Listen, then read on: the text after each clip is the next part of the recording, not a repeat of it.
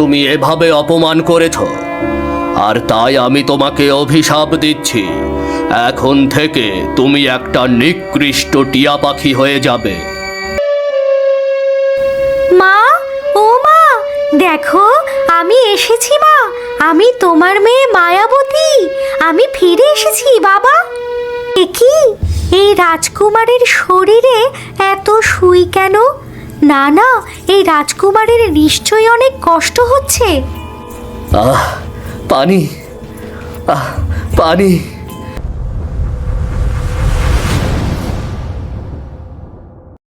রাজকুমারী মায়াবতীর সোনালী চুল সবাইকে অনেক আকৃষ্ট করে, কিন্তু রাজকুমারী ছিল খুবই অহংকারী। এই যে রাজকুমারী, তোমাকে আমি পুরো প্রাসাদে খুঁজে বেড়াচ্ছি। কি হয়েছে মা? তাড়াতাড়ি বলো, আমি একটু ব্যস্ত আছি। কি আবার হবে? আগামীকাল তো তোমার বাবার জন্মদিন। তুমি তোমার বাবার জন্য কিছু একটা রান্না করো। ইস, খেয়ে দে আর কাজ নেই। এই গরমের মধ্যে চুলোর পাশে গিয়ে রান্না করব। তুমি বরং কোনো দাসীকে কিছু একটা বানিয়ে দিতে বলো। তোমার রান্না করা আর দাসীর রান্না করা দুটো কি এক হলো? লক্ষ্মী মা, তোমার বাবা তোমার হাতের রান্না খেলে খুব খুশি হবে। আমাকে ক্ষমা করো মা, আমি আর এখন বাবাকে খুশি করতে পারবো না। এই চুলোর কাছে গেলে আমার গায়ের রং কালো হয়ে যাবে না? কেমন মেয়ে রে তুই, নিজের বাবার জন্য একটু রান্না করতে পারবি না?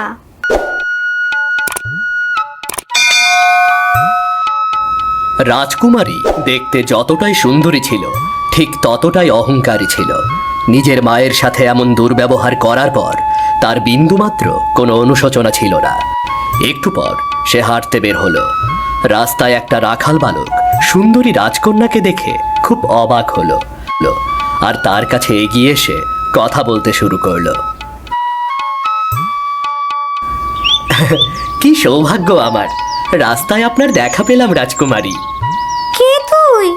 যেই দেখলি রাজকুমারী প্রাসাদ থেকে বের হয়েছে সেই কথা বলতে এগিয়ে এলি?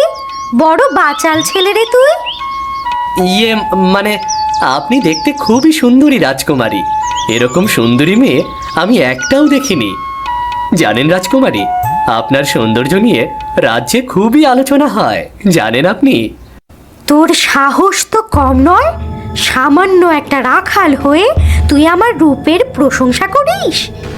কিছু মনে করবেন না রাজকুমারী, আমার খুব ভুল হয়ে গেছে, খুব ভুল হয়ে গেছে। যা, এখনই আমার চোখের সামনে থেকে বিদায় হ। যত সব ছোট লোকের দল। রাজকুমারীর এমন দুর্ব্যবহারে রাখাল খুব কষ্ট পেল। সে ভাবতেও পারেনি রাজকুমারী এতটা অহংকারী হবে।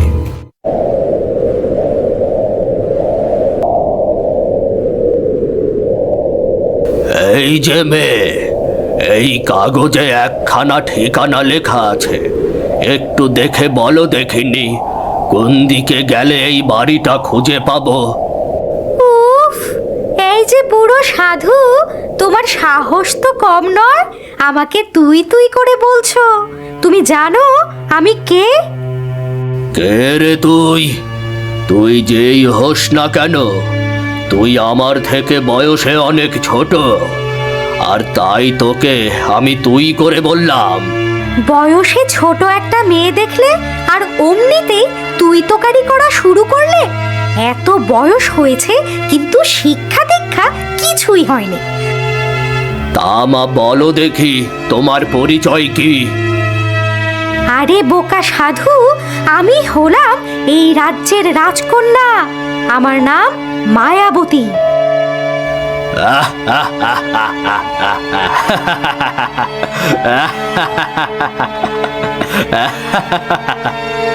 কি ব্যাপার সাধু, তুমি এভাবে হাসছো কেন?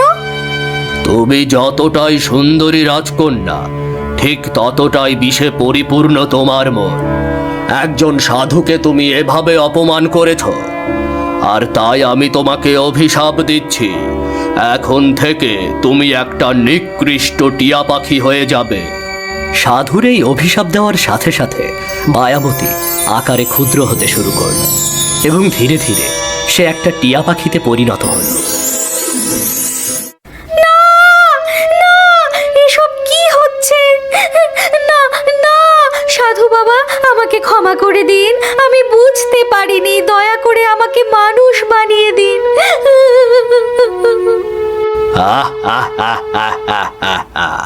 যা, এইবার তোর রূপের অহংকার শেষ হয়েছে, এবার তুই আকাশে উড়ে বেড়া। সাধু বাবার এমন অভিশাপে রাজকুমারীর জীবনে নেমে এলো প্রবল কালো অন্ধকার। সে বুঝতে পারছিল না এখন সে কোথায় যাবে, আর তাই আকাশের নীলিমায় সে ঘুরে ঘুরে বেড়াচ্ছিল।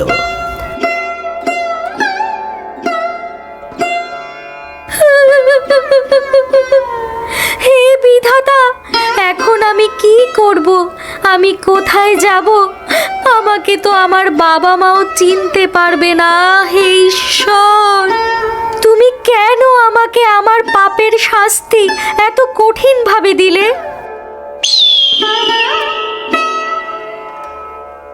আজ সারাদিন হয়ে গেল, সকাল থেকে একটা শিকারও পেলাম না।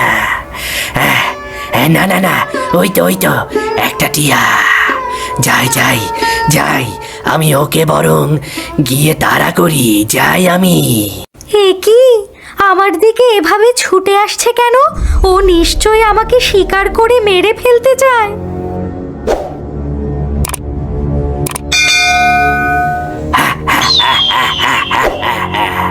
কোথায় যাবি রে তুই?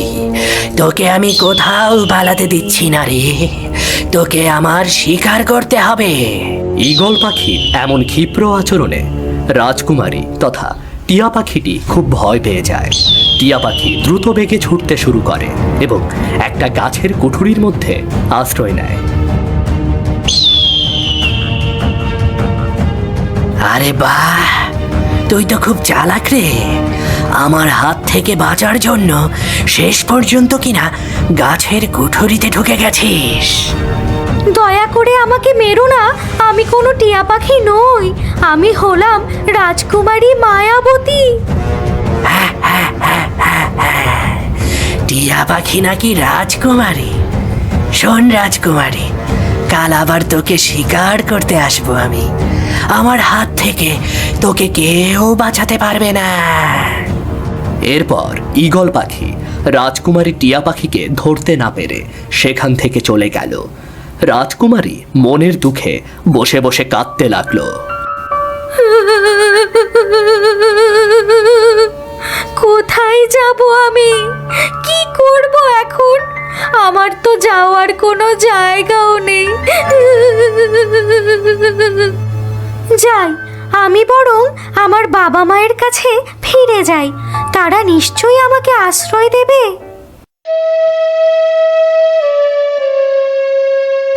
হে ঈশ্বর, আমার একমাত্র মেয়ে কোথায় গেল? মহারাজ, আপনি কিছু একটা করুন, আমার মেয়েকে খুঁজে দিন।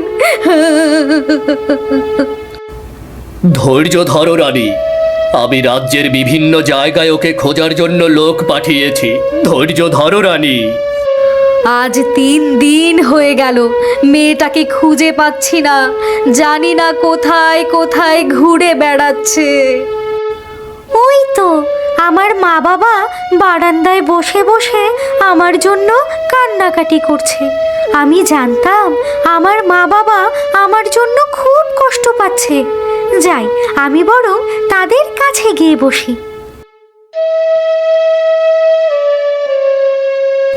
মা, ও মা, দেখো আমি এসেছি। মা, আমি তোমার মেয়ে মায়াবতী, আমি ফিরে এসেছি বাবা। রাজকুমারী একাধারে কথা বলে যেতে লাগলো, কিন্তু তার কথা তার বাবা মা কেউ বুঝতে পারল না। আমার মা বাবা তো আমার কথা বুঝতেই পারছে না। ঈশ্বর, এখন আমি কি করব? এটি আবার এখানে কোথা থেকে আসলো? এমনিতেই মেয়ের চিন্তায় ঘুম আসছে না, তারপর আবার পাখি। পাখিটা দেখতে খুব সুন্দর, নিশ্চয়ই বাগানে উড়ে বেড়াচ্ছিল, এখানে এসে বসেছে। রক্ষী, কোথায় আছো? যাও, পাখিটাকে এখান থেকে নিয়ে যাও আর বাগানে ছেড়ে দিয়ে এসো। মহারাজের আদেশে একজন রক্ষী সাথে সাথে বারান্দায় প্রবেশ করলো আর রাজকুমারীকে নিয়ে সেখান থেকে চলে গেল। তার আহাজারি আর চোখের পানি কেউ দেখতে পেল না, এমনকি নিজের বাবা মাও তাকে চিনতে পারল না।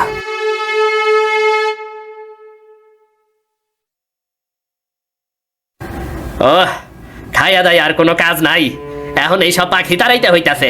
আয় আয়, যা পাখি, যা যা, এইখান থেকে উইরা যা, উইরা যা।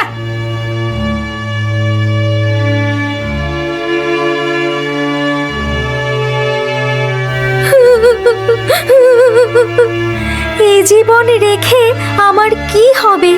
নিজের মা বাবা আমাকে চিনতে পারলো না। না, আমি আর বেঁচে থাকবো না। পানিতে গিয়ে বরং ডুবে মরাই আমার জন্য ভালো।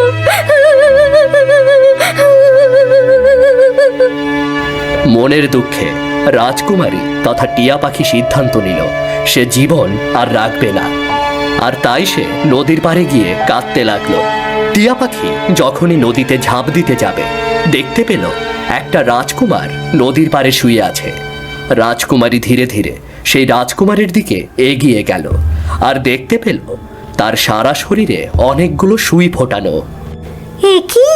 এই রাজকুমারের শরীরে এত সুই কেন? না না, এই রাজকুমারের নিশ্চয়ই অনেক কষ্ট হচ্ছে। আহ, পানি, পানি, পানি। চিন্তা করো না রাজকুমার, আমি এখনই তোমার জন্য পানি নিয়ে আসছি। এরপর টিয়া তার ঠোঁটের আগায় করে একটু একটু করে পানি এনে দিল রাজকুমারের মুখে।